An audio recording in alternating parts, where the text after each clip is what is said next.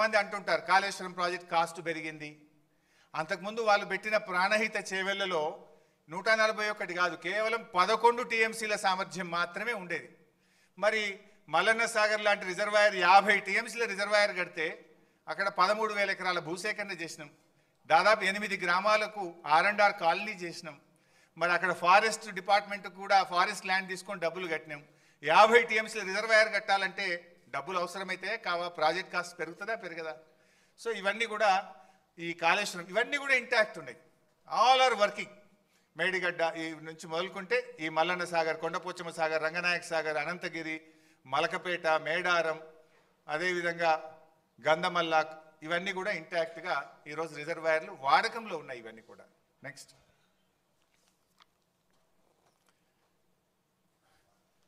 మీరు అప్పుడప్పుడు చూస్తుంటారు, రేవంత్ రెడ్డి ఒకసారి మాట్లాడతాడు కాళేశ్వరం మీద 1 ఎకరా బారలేదంటాడు. ఉత్తమ్ కుమార్ రెడ్డి రోజు నిద్రలేసి 50,000 ఎకరాలే బారిందంటాడు. ఇంకొక కాంగ్రెస్ నాయకుడు అంటాడు 1,00,000 ఎకరాలే బారిందంటాడు. ఇవాళ నోటికి మొక్కాలి, ఒక్కొక్క లీడర్ ఒక్క తీరుగా మాట్లాడతాడు. ఇది నేను చెప్తున్నది కాదు, source submission of irrigation engineers report to the newly formed Congress government.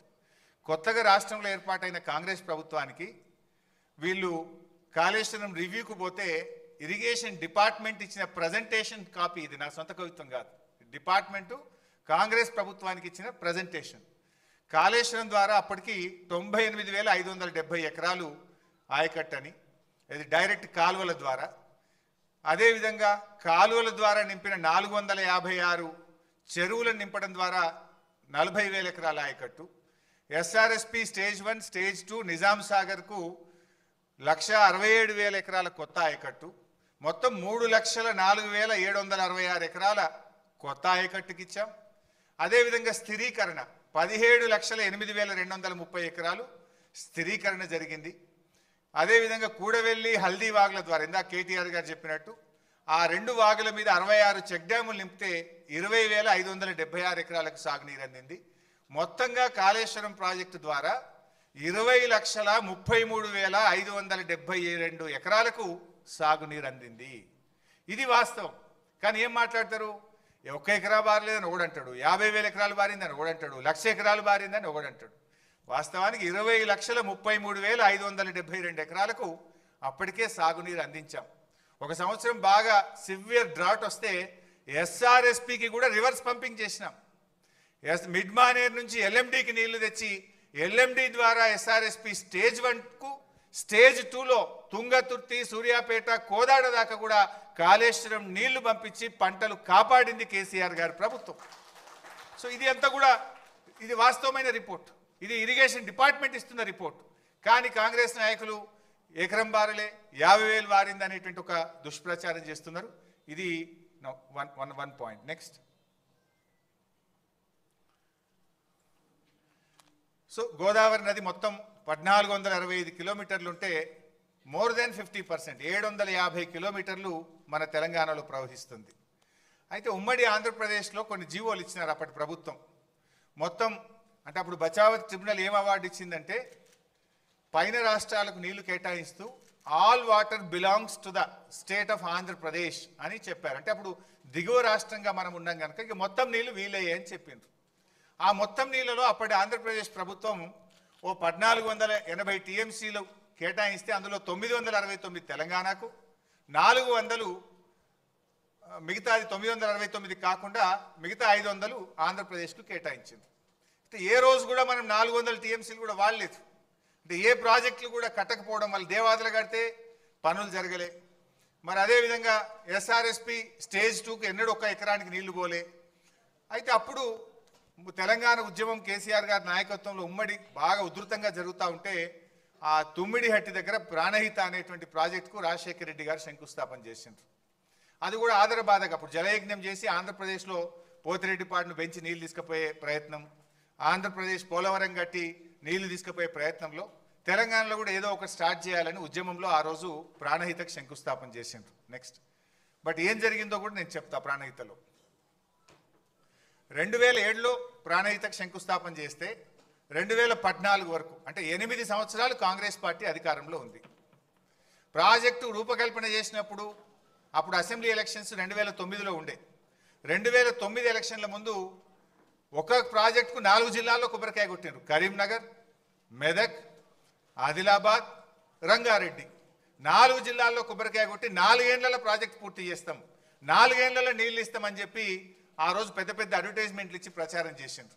సరే 4 ఏళ్లలో ప్రాజెక్టు పూర్తి చేయడం అటుంచండి, కనీసం 4 ఏళ్లలో ప్రాజెక్టుకు అనుమతులు కూడా తేలే. 4 ఏళ్ళు ఇచ్చిపెట్టండి, 8 ఏళ్ళు వాళ్ళే అధికారంలో. 2007 to 14 కేంద్రంలో కాంగ్రెస్ ప్రభుత్వం, మహారాష్ట్రలో కాంగ్రెస్ ప్రభుత్వం, ఆంధ్రప్రదేశ్లో కాంగ్రెస్ ప్రభుత్వం. అప్పుడు ఇదే ఉత్తమ్ కుమార్ రెడ్డి మంత్రిగా ఉన్నాడు, ఇదే కోమటిరెడ్డి వెంకటరెడ్డి మంత్రిగా ఉన్నాడు, ఇదే శ్రీధర్ బాబు మంత్రిగా ఉన్నాడు. కానీ వీళ్ళెవ్వరూ పట్టించుకోలే. 8 ఏళ్లలో కాళేశ్వరం ప్రాజెక్టుకు అసలు అనుమతులు కూడా సాధించినటువంటి పరిస్థితి. తమ్మిడిహట్టి దగ్గర ఎక్కడైతే బ్యారేజ్ కడతామన్నారో దానికి మహారాష్ట్రతో అగ్రిమెంట్ చేయలేదు, మహారాష్ట్ర ప్రభుత్వాన్ని ఒప్పించే ప్రయత్నం చేయలేదు. అసలు అక్కడ ఒప్పుకోకుండా ఎక్కడైతే నిజంగా బ్యారేజ్ ఉందో ఆ బ్యారేజీ నిర్మాణం స్టార్ట్ చేయకుండా ఎక్కడెక్కడో పోయి టనల్లు కాలువలు తవ్వే ప్రయత్నం చేసిండ్రు. అసలు హెడ్ దగ్గర పని స్టార్ట్ చేయలేదు. అదేవిధంగా ఇది కాగ్ రిపోర్ట్. ఆ రోజు కాగ్ ఏం చెప్పిందో కూడా మనం చూస్తే substantial funds given as mobilization advance were blocked with the contractors as recovery thereof could not be affected due to poor progress of works. This way especially so in respect of Pranahita Chevella and Dumugudam Nagarjuna Sagar tail ponds. అంటే CAG కూడా ఆ రోజు కాంగ్రెస్ ప్రభుత్వం యొక్క పనిని తప్పుపట్టింది. అందులో కింద ఒక దగ్గర ప్రాణహిత చెవెల్ల 1052 కోట్లు మొబిలైజేషన్ అడ్వాన్స్ ఇచ్చిండ్రు అని చెప్పి ఆ రోజు కాగ్ తప్పుపట్టింది. వాస్తవానికి ఇది 2012 రిపోర్ట్. కానీ మొత్తంగా 2014 వరకు వాళ్ళు ఇచ్చిన మొబిలైజేషన్ అడ్వాన్స్ ఎంత అంటే 2328 కోట్లు. సర్వే అండ్ మొబిలైజేషన్ అడ్వాన్స్ పేరు మీద 2009 ఎన్నికల ముందు కాంట్రాక్టర్లకు ఇచ్చిండ్రు, జేబులు నింపుకున్నారు. 2014 ఎన్నికల ముందు కాంట్రాక్టర్లకు ఇచ్చిండ్రు, జేబులు నింపుకున్నారు. పని మాత్రం జరగలేదు.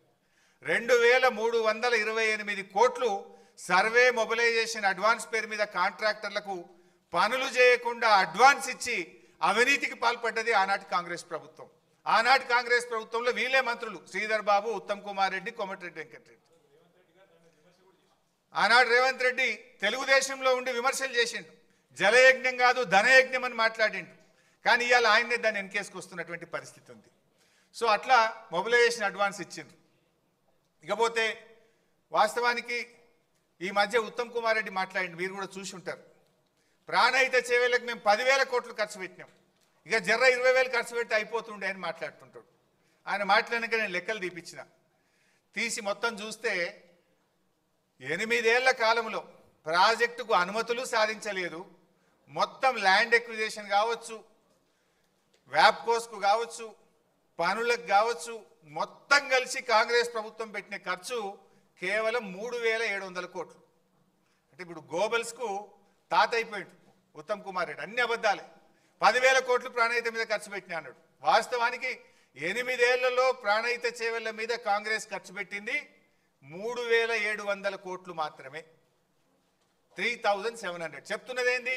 10,000 కోట్లు ఖర్చు పెట్టామని ఉత్తమ్ కుమార్ రెడ్డి గారు చెప్తున్నారు. అంటే అది కూడా ఒక సత్యదూరమైనటువంటి విషయం.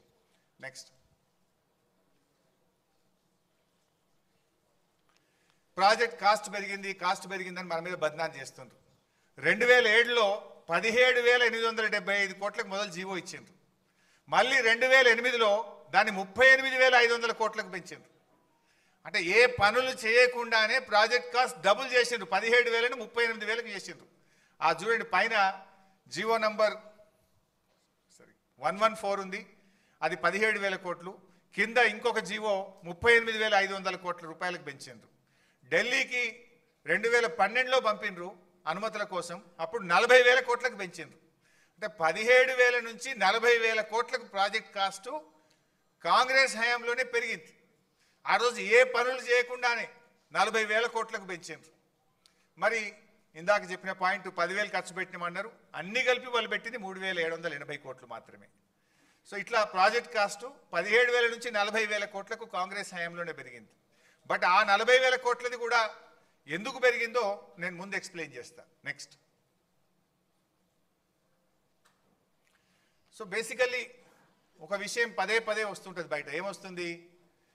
తమ్మిడిహట్టి దగ్గర ప్రాజెక్ట్ కడితే గ్రావిటీ ద్వారా నీళ్ళు వస్తుండే, తమ్మిడిహట్టి దగ్గరనే ప్రాజెక్ట్ కడితే 40,000 కోట్లకే అయిపోతుండే, వీళ్ళు కమిషన్ల కోసం ప్రాజెక్టును మార్చిండ్రు అని ఒక బురద జల్లే ప్రయత్నం బీఆర్ఎస్ మీద చేస్తుండ్రు. అసలు ఎందుకు మార్చినాం? తమ్మిడిహట్టి దగ్గర మనం ప్రయత్నం చేసినామా లేదా? అసలు తమ్మిడిహట్టి నుంచి మేడిగడ్డకు మార్చాల్సిన అవసరం ఏంటి? ఇది నేను ఫ్యాక్ట్స్తో, ఆధారాలతో సహా ఒక్కసారి మీకు వివరించే ప్రయత్నం చేస్తాను. అసలు ఎందుకు మారాల్సి వచ్చింది? ముందే మనం డైరెక్ట్గా మార్చినామా? ఎప్పుడు అసలు మార్చే నిర్ణయం తీసుకున్నాం? ఏ పరిస్థితుల్లో నిర్ణయం తీసుకున్నాం? ఆ నిర్ణయం తీసుకున్నది ఎవరు? ఆ నిర్ణయం ఎందువల్ల తీసుకోవాల్సి వచ్చిందో I will try to explain. First of all, మన గవర్నమెంట్ 2 జూన్ 2014 ఏర్పడ్డది. మీరు చూస్తే 23 జూలై 2014 అంటే గవర్నమెంట్ ఏర్పడ్డ నెల 15 రోజుల్లోనే, that is our commitment. KCR గారు నన్ను నువ్వు మహారాష్ట్రకు వెళ్ళు, తమిడిహట్టి దగ్గర బ్యారేజ్ కట్టుకుందాం, వాళ్ళు ఎన్ని డబ్బులు అడుగుతా అన్ని ఇద్దాం, నువ్వు పోయి వాళ్ళని ఒప్పించండి అని చెప్పి కేసీఆర్ గారు ఆ రోజు నీటిపారుదల శాఖ మంత్రిగా ఉన్న నన్ను, మన సలహాదారుడిగా ఉన్న ఆర్ విద్యాసాగర్ రావు గారిని ఇంజనీర్ల బృందం తీసుకొని వెళ్ళండి అని ఆదేశించారు. సో గవర్నమెంట్ ఏర్పడ్డ 45 డేస్కు ఐ వెంట్ టు మహారాష్ట్ర. ఆ రోజు మహారాష్ట్రలో కాంగ్రెస్ గవర్నమెంట్ ఉంది. ఆ కాంగ్రెస్ గవర్నమెంట్లో ఇరిగేషన్ మినిస్టర్ హసన్ ముషరఫ్ గారు మహారాష్ట్ర నీటిపారుదల శాఖ మంత్రి. మేము అపాయింట్మెంట్ తీసుకొని ఆయన దగ్గరికి వెళ్ళి కలిసి మాట్లాడి మేము గత ఆంధ్రప్రదేశ్ లాగా మీతో కొట్లాడము, మా ముఖ్యమంత్రి గారు మీకు చెప్పమన్నారు, మీతో కలిసి పనిచేస్తాము, మీకు మా సహకారం అందిస్తాం, మీరు మాకు సహకారం అందించండి, మహారాష్ట్రలో ముంపు గురయ్యే భూమికి మీరు ఏ ధర నిర్ణయిస్తే ఆ ధర, మీరు ఎన్ని పైసలు అడిగితే అన్ని పైసలు ఇస్తాం, మా ఉద్యమమే నీళ్ళ నుంచి పుట్టింది, మా పోరాటమే నీళ్ళ కోసం జరిగింది, మా ప్రాంతంలో రైతుల ఆత్మహత్యలు జరుగుతున్నాయి, మేము తొందరగా ఇది కట్టుకోవాలనుకుంటున్నామని we pleaded them like anything, బతిలాడినాం అన్ని రకాలుగా. ఆయన మాట్లాడుతూ ఒక విషయం చెప్పారు. ఆయన మాట్లాడుతూ, చూడు భాయ్ సాబ్, ఇంకొక 6 నెలల్లో మాకు ఎలక్షన్ ఉంది, మహారాష్ట్రలో అప్పుడు అసెంబ్లీ ఎలక్షన్స్ ఇంకా 6 నెలలు ఉంది, అయినా మేము ఎట్లా ఒప్పుకుంటాము? 8 సంవత్సరాల నుంచి కూడా మేము స్పష్టంగా మీకు చెప్తూ వచ్చినాం, 152 మీటర్ల ఎత్తులో మేము తమ్మిడిహట్టి దగ్గర బ్యారేజ్ కట్టడానికి ఒప్పుకోము అని చాలాసార్లు మేము మీ ప్రభుత్వానికి చెప్పినాము. చెప్పడమే కాదు, మా ముఖ్యమంత్రి గారు మీ ముఖ్యమంత్రి గారికి లేఖ రాసిండ్రు అని ఆ లేఖ కాపీ ఇచ్చిండు నా చేతికి. ఏం రాసిండ్రు ఆ లేఖల మీరే చూడొచ్చు. చాలా స్పష్టంగా అందులో ఆనాడు మహారాష్ట్ర ముఖ్యమంత్రిగా ఉన్నటువంటి పృథ్వీరాజ్ చౌహాన్ గారు మన ముఖ్యమంత్రి కిరణ్ కుమార్ రెడ్డి గారికి లేఖ రాయడం జరిగింది. ఆ లేఖలో ఆయన చాలా స్పష్టంగా ఏం చెప్పిండంటే, it is also requested that Andhra Pradesh government should not proceed with unilaterally decided layouts and control levels. It may lead to unfruitful expenditure. మీరు సొంతగా మీరే 152 మీటర్ల ఎత్తని మీరే నిర్ణయించుకొని మీరే పనులు ప్రారంభించి మీరు ముందుకు పోతా ఉన్నారు. మీరు అట్లా చేస్తే మీరు పెట్టే ఖర్చంతా కూడా వృధా అవుతుంది, జాగ్రత్త అని చెప్పి మా ముఖ్యమంత్రి గారు మీ ఆనాటి ముఖ్యమంత్రికి లేఖ రాసిండ్రు. ఈ లెటర్ చదువుకోండి అని నా చేతిలో పెట్టిండు. అరే భాయ్ సాబ్, మరి ఎట్లా పనులు అయిపోయినాయి, ఆల్రెడీ ప్రాజెక్ట్ స్టార్ట్ అయింది, మరి మాకు ఇబ్బంది అవుతుంది అని మేము చాలా రకాలుగా రిక్వెస్ట్ చేసినాం. రిక్వెస్ట్ చేస్తే ఆయన ఒక మాట అన్నాడు ఆ రోజు, ఇక 6 నెలలు అయితే ఎలక్షన్ ఉంది భాయ్ సాబ్, 7 ఏళ్ళు ఒప్పుకునే వాళ్ళం ఇప్పుడు ఒప్పుకుంటాం ఎలక్షన్లు కూడా, మా దగ్గర ఆల్రెడీ పెద్ద ఉద్యమాలు అవుతున్నాయి మహారాష్ట్రలో, మహారాష్ట్ర మునిగిపోయి తెలంగాణకు నీళ్ళు ఇస్తారని చెప్పి ఉద్యమాలు అవుతున్నాయి, మేము ఇప్పుడు ఒప్పుకునే పరిస్థితి లేదు, ఏదైనా ఉంటే ఎలక్షన్ అయినాక రాండి, మేము మళ్ళీ గెలిస్తే అప్పుడు మాట్లాడుకుందాం, కానీ ఇప్పుడు ఇక మాట్లాడేది లేదు పోనని ఎలగొట్టాడు. సరే అట్లెందుకు భాయ్ సాబ్, ఇంజనీర్లు అయితే మాట్లాడతారు, ప్రయత్నం చేయండి అంటే ఓకే డిపార్ట్మెంట్స్ మాట్లాడుకోండి, కానీ ఫైనల్ డెసిషన్ మాత్రం ఆఫ్టర్ ఎలక్షన్స్ అన్నాడు. సరే తదనంతరం 16 జూలై ఆగస్టులో ఒక మీటింగ్ అయింది, 4 ఫిబ్రవరి ఇంకొక మీటింగు, ఇంజనీర్స్ లెవెల్లో సెక్రటరీస్ లెవెల్లో మీటింగ్స్ జరిగినాయి. 16/8/2014 నాడు ఆర్ విద్యాసాగర్ రావు గారి నేతృత్వంలో మళ్ళొక్కసారి కూడా మీటింగ్ అయి 152 మీటర్ల ఎత్తులో మేము కట్టుకుంటాము, మీరు ఎంత డబ్బు అడిగినా ఇస్తామని చెప్పి విద్యాసాగర్ రావు గారు కూడా ఇంకొక మీటింగ్లో కూడా చెప్పారు. ఇన్ని మీటింగ్స్ జరిగినాయి. నెక్స్ట్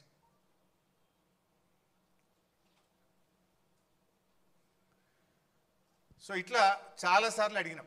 ఎప్పుడు అడిగినా కూడా మహారాష్ట్ర నుంచి ఒకటే చెప్పిండ్రు, 152 మీటర్ల ఎత్తులో ఒప్పుకునే ప్రశ్నే లేదు. అవన్నీ మినిట్స్ ఆఫ్ ద మీటింగ్స్ కూడా ఉంటాయి, ప్రతి మీటింగ్ మినిట్స్ కూడా ఉంటాయి. తర్వాత మహారాష్ట్రలో ఎలక్షన్స్ అయింది. దెన్ బీజేపీ గవర్నమెంట్ అధికారంలోకి వచ్చింది. కాంగ్రెస్ ఓడిపోయింది, బీజేపీ గెలిచింది. కొత్త గవర్నమెంట్ రాగానే మళ్ళీ పోయినాం అపాయింట్మెంట్ తీసుకుంటే. అప్పుడు గిరీష్ మహాజన్ గారని ఆంధ్రప్రదేశ్లో మహారాష్ట్రలో బీజేపీ గవర్నమెంట్లో గిరీష్ మహాజన్ గారు నీటిపారుదల శాఖ మంత్రి అయింది. దెన్ ఆయన దగ్గరికి అపాయింట్మెంట్ తీసుకొని 23 డిసెంబర్ 2014 ఆ రోజు మళ్ళీ వెళ్ళి ఆయనను కూడా కలిసాం. కలిసి గిరీష్ మహాజన్ గారిని రిక్వెస్ట్ చేసినాం. చేస్తే ఆయన అన్నాడు, చూడు బైసాబ్, ఇది పాలసీ డెసిషను, మంత్రులుగా మనం మాట్లాడుకునేది కాదు. ఆల్రెడీ మా బీజేపీ పెద్ద ఎత్తున ఈ ప్రాజెక్టుకు వ్యతిరేకంగా మేము పోరాటాలు చేసినాం, ఉద్యమాలు చేసినాం, అరెస్ట్లు అయినాం. ఇది మన లెవెల్లో అయ్యేది కాదు. బెటర్ ఒకసారి ముఖ్యమంత్రుల లెవెల్లో మాట్లాడితే ఏదైనా పరిష్కారం జరుగుతుందని ఆయన సూచన ఇచ్చింది. దెన్ నేను వచ్చి మన ముఖ్యమంత్రి కేసీఆర్ గారికి విషయం అంతా బ్రీఫ్ చేసినాం. నెక్స్ట్ బ్రీఫ్ చేస్తే కేసీఆర్ గారు స్వయంగా ఆ రోజు మహారాష్ట్రకు వచ్చింది. ఆ డేట్ చూస్తే మీకు గుర్తొస్తుంది, 17 ఫిబ్రవరి 2015. ఆ రోజు కేసీఆర్ గారు బర్త్డే. తన బర్త్డే కూడా పట్టించుకోకుండా, ముఖ్యమంత్రి అయిన తర్వాత జరిగిన ఫస్ట్ బర్త్డే, తన బర్త్డేను కూడా పట్టించుకోకుండా నిజమైన జన్మదినం మహారాష్ట్రను ఒప్పిస్తే నా నిజమైన జన్మదినం అనుకొని బర్త్డే రోజు మహారాష్ట్రకు వచ్చాడు. మహారాష్ట్రకు వచ్చి ఆ రోజు అక్కడ ముఖ్యమంత్రి గారు అదే రోజు అపాయింట్మెంట్ ఇచ్చిండు. ఆయన అపాయింట్మెంట్ ఇచ్చినాడే నా బర్త్డే తర్వాత, కానీ ముందు ఆయన అపాయింట్మెంట్ ఇచ్చాడు, పోదాం పని మమ్మల్ని అందరిని తీసుకొని అటుపోయింది. లక్కీలీ తెలంగాణ బిడ్డ ఆర్ విద్యాసాగర్ రావు గారు, సిహెచ్ విద్యాసాగర్ రావు గారు మహారాష్ట్ర గవర్నర్గా ఉన్నారు. ఆయన ఆశీస్సులు కూడా ఉంటాయి, తెలంగాణ బిడ్డనే ఉన్నాడు కదా అని ఆయనను కూడా బతిలాడి సిహెచ్ విద్యాసాగర్ రావు గారి సమక్షంలోనే కేసీఆర్ గారు మరి మహారాష్ట్ర ముఖ్యమంత్రి ఫడ్నవీస్ గారిని కలిసి రిక్వెస్ట్ చేసినాం. చాలా రిక్వెస్ట్ చేసిన కేసీఆర్ గారు, మన తెలంగాణ ఉద్యమ చరిత్ర, మన పోరాటము, తెలంగాణకు ఉమ్మడి ఆంధ్రప్రదేశ్లో జరిగిన అన్యాయము, రైతుల ఆత్మహత్యలు, కరువు, బాధలన్నీ కూడా వివరించి ఈ ప్లీడెడ్ లైక్ ఎనీథింగ్. ఆల్మోస్ట్ 45 నిమిషాలు కేసీఆర్ గారు తన ప్రసంగంలో మహారాష్ట్ర ప్రభుత్వాన్ని, మహారాష్ట్ర ముఖ్యమంత్రి గారిని పలు విధాలుగా కోరడం జరిగింది. అన్నీ విన్న తర్వాత ఫడ్నవీస్ గారు మాట్లాడుతూ, చూడు బైసాబ్, నేను ఈ ప్రాజెక్టుకు వ్యతిరేకంగా పోరాటం చేసిన, మహారాష్ట్రలో నేను విదర్భ ప్రాంత నాయకుడిని, విదర్భ ప్రాంతం నుంచే ఎమ్మెల్యేగా ఉన్నాను. ఈ ప్రాజెక్టుకు వ్యతిరేకంగా నేను ఉద్యమాలు చేసిన, పాదయాత్రలు చేసిన, నేను అరెస్ట్ అయినటువంటి వ్యక్తిని, పోరాటం చేసిందే నేను. 8 ఏళ్ళు కాంగ్రెస్ వాళ్ళు ఒప్పుకోండి, ఇప్పుడు నేనెట్లా ఒప్పుకోగలుగుతా? ఇది సాధ్యమయ్యే పని కాదు. 152 మీటర్ల ఎత్తున నేను ఒప్పుకోనని కరాఖండిగా ఆ మీటింగ్లో ఫడ్నవీస్ గారు మనకు స్పష్టంగా చెప్పారు. అప్పుడు ఏం చేయాలి ఒక బాధ్యత అయితే ముఖ్యమంత్రి? మహారాష్ట్రలో కాంగ్రెసు, ఏపీలో కాంగ్రెసు, ఢిల్లీలో కాంగ్రెస్, 3 చోట్ల కాంగ్రెస్ గవర్నమెంట్ ఉండి 8 ఏళ్లలో వాళ్ళు ఒప్పించలేకపోయింది. మనము కాంగ్రెస్ ప్రభుత్వం 6 నెలలు ఉంటే వాళ్ళని బతిలాడినాం, కొత్తగా వచ్చిన బీజేపీ ప్రభుత్వాన్ని బతిలాడినాం, ఇద్దరిని రిక్వెస్ట్ చేసినాం, మాకు అవకాశం ఇవ్వండి, మీరు ఎంత డబ్బు అడిగినా ఇస్తాము అని. వాళ్ళు సమస్య లేదు. ఫడ్నవీస్ గారు ఒక మాట అన్నారు, ఇప్పుడు నిన్నటిదాకా కాంగ్రెస్ గవర్నమెంటే ఉండే, వాళ్ళు ఒప్పుకోలేదు, పోరాటం చేసింది నేను, ఇప్పుడు నేను ముఖ్యమంత్రి కాగానే పర్మిషన్ ఇస్తే రాజకీయంగా నాకు ఈ రాష్ట్రంలో ఎంత దుమారం చెలరేగుతుందో ఒక్కసారి ఆలోచించండి. నా జాగలుండి మీరు ఆలోచించండి. ధర్నాలు చేసింది నేను, పాదయాత్రలు చేసింది నేను, అరెస్ట్ అయింది నేను, 8 ఏళ్ళు కాంగ్రెస్ వాడు అనుమతి ఇవ్వలే కానీ బీజేపీ వాడు రాగానే ఇచ్చిందంటే మహారాష్ట్రలో నా పరిస్థితి ఏందో మీరు ఆలోచించండి బైసాబ్, ఇది అయ్యే పని కాదు అని చెప్పారు. వాస్తవానికి విద్యాసాగర్ రావు గారు కూడా చాలా రిక్వెస్ట్ చేశారు, మా తెలంగాణ కరువు ప్రాంతం కొద్దిగా ఆలోచించండి అని. ఒక గవర్నర్గా అక్కడ ముఖ్యమంత్రి గారిని కూడా పాపం ఆయన కూడా కొంత ప్రయత్నం చేశారు ఆ మీటింగ్లో. Because I was present in that meeting. అన్ని రకాలుగా ప్రయత్నం జరిగినా నో అని చెప్పారు. బట్ మీన్ వైల్ ఏం జరిగిందో నెక్స్ట్.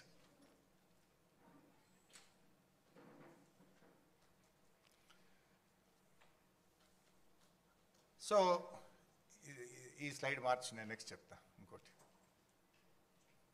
రైట్, ఇది మీన్ వైల్ ఏమైంది? 17 ఫిబ్రవరి మీటింగ్ అయింది కేసీఆర్ గారిది. ఈ లెటర్ చూడండి, దిస్ ఈజ్ 18 ఫిబ్రవరి 2015. మీరు ఆ డేట్ చూడండి. Letter from central water commission 18 ఫిబ్రవరి 2015. 17 మన ఢిల్లీలో మీటింగ్ అయింది, మనం హైదరాబాద్ వచ్చేసినాం. సరే 18th డేట్ సిడబ్ల్యూసీలో వేసిండ్రు, ఆ లెటర్ మనకు ముట్టే వరకు వారం లేట్ అవుతుంది. జనరల్గా సెంట్రల్ వాటర్ కమిషన్ ఢిల్లీ వాళ్ళు పోస్టులు వేస్తే మన రాష్ట్రానికి అంతవరకు వారం అవుతుంది. మనం వచ్చి ఏం చేద్దాం ఎట్లా అని మనం ఆలోచించుకుంటున్నాం. అంతలో ఈ లెటర్ వచ్చింది ఒక వారం తర్వాత. ఇందులో ఏముందంటే, ఇది క్లియర్ లేదు, అది ఉందా, కాపీ ఉందా బాబు, హార్డ్ కాపీ ఒకటి, అదే బట్ ఇంగ్లీష్లో చదివి వినిపిస్తే బెటర్ అని.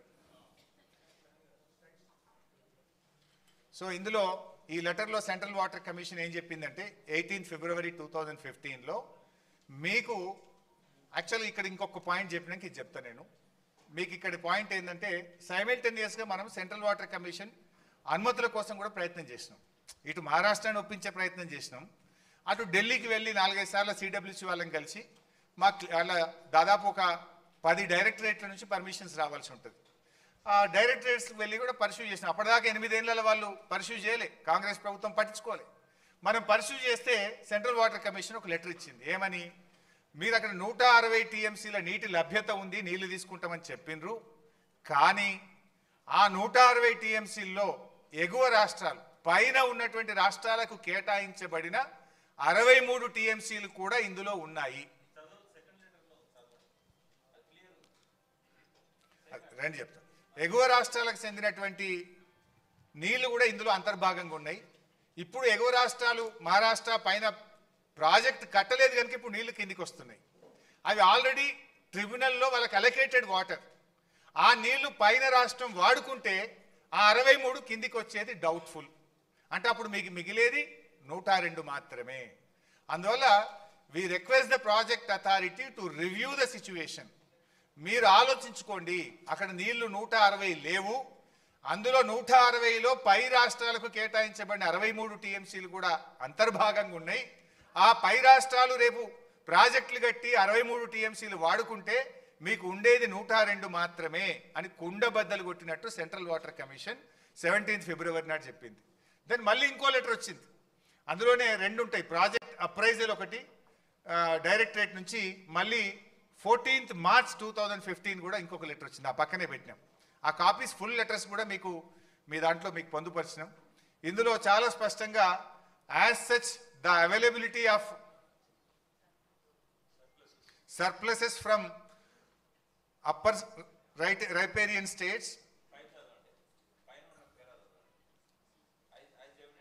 as evident from detailed water availability studies carried out the project authority and the office in last few years, the net water available at the barrage location is about 165 TMC at 75% dependability, which includes pursued surpluses from the share of upper states, assuming the utilization of upper states limited to 75% availability of 63 TMC. It seems from the master plans of upper states, అది విషయం. అందులో దాంట్లో క్లియర్గా ఏం చెప్తున్నట్టే 63 టీఎంసీలు పై రాష్ట్రాలే ఉన్నాయి, అవి రావు అనేటువంటి విషయాన్ని 2 లెటర్లలో సెంట్రల్ వాటర్ కమిషన్ చెప్పింది. దెన్ ఇంతకుముందు ఏకువో బాబు, ఒకటేమో నీళ్లు లేవని సిడబ్ల్యూసీ చెప్పింది. రెండవ పాయింట్ ఏంది, మహారాష్ట్ర మేము 152 మీటర్లకు కట్టే సమస్య ఒప్పుకోము, 148కు ఇవ్వమంటుంది. 152 కడితేనే మనం ఆ 102 టీఎంసీలు తీసుకోగలుగుతాం. 148కు తగ్గిస్తే మనం తీసుకోగలిగేది కేవలం 63 టీఎంసీలు మాత్రమే, 63 మాత్రమే తీసుకోగలుగుతాం. 63 పోతే 44 మాత్రమే తీసుకోగలుగుతాం. సో అప్పుడు ఏం చేయాలి మరి, ఒకటి నీళ్లు లేవు, పోనీ ఉన్న నీళ్ళనే తీసుకుందామంటే వాడు 152 ఒప్పుకుంటలేడు, 148 కట్టమంటుండు. 148లో కడితే divertible water is only 44 TMC. అప్పుడు ఏం చేయాలి బాధ్యత కలిగిన ప్రభుత్వం? అందులో ఇంకో ప్రాబ్లం వచ్చింది. మనం స్టడీ చేస్తుంటే ఫారెస్ట్ డిపార్ట్మెంట్ వాళ్ళు తమ్మిడిహట్టి దగ్గర చాప్రాల్ వైల్డ్ లైఫ్ ఉంది. అక్కడ ఆ వైల్డ్ లైఫ్ పర్మిషన్ రావాలంటే మన దేశంలో పరిస్థితి ఏంటంటే సుప్రీంకోర్ట్ ఆఫ్ ఇండియా పర్మిషన్ ఇవ్వాలి, మినిమం 10 ఏళ్ళు పడుతుంది.